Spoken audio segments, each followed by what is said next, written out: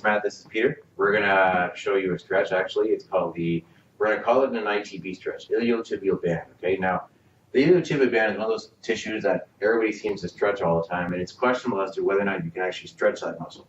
But the iliotibial band, or the Itb, if you look at an anatomy book or you Google it, it's going to be like this kind of thin white line that goes all the way down this way. But the thing is, there's a whole bunch of connective tissue that attaches to it, and it wraps all the way around, in this case, around the butt into the sacrum or your tailbone.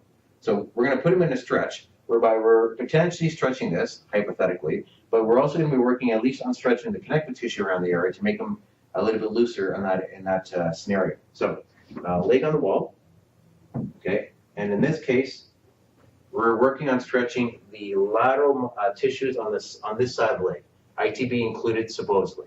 Now you can see that when he's in this position, knee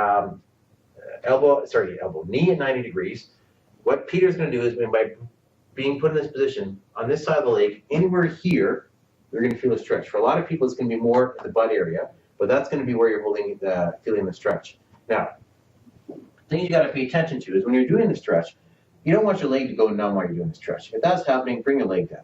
If you bring your bottom closer to the wall, like close to the wall, then it puts more of a torque into the hip, which therefore potentially stretches more of those lateral tissues. If it's too hard of a stretch for you, or it's hurting or numb and all that kind of stuff, then get further away from the wall. And the further away you are from the wall, the less of a torque goes through the hip, the easier the stretch in theory should be. Regardless of whatever's happening, whatever variable you do, if the stretch is hurting it, bring the leg down.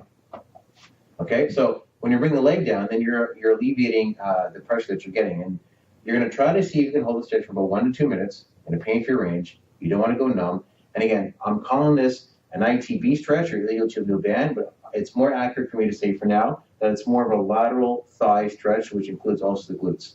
A muscle that's used a lot with runners, cyclists, and a whole bunch of other scenarios.